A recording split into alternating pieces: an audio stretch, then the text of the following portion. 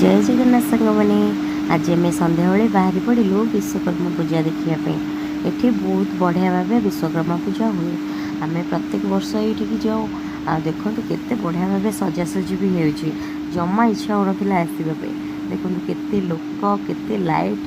पुओ कि कांदुला कारण ताकि डर लगुला एत गहली से कहला घर को जावाई जिद्दी करूला कि आम बुझे बुझा कि रखीदेलु कारण मोर इच्छा नाला घर को जावाई बुलापी इच्छा था कारण मुझे फास्ट आसली तो गोटे मेढ़ आम देखीचु तापर पुणी सेकेंड जगह को गलु देखो ये भी बहुत बढ़िया भाव सजाई।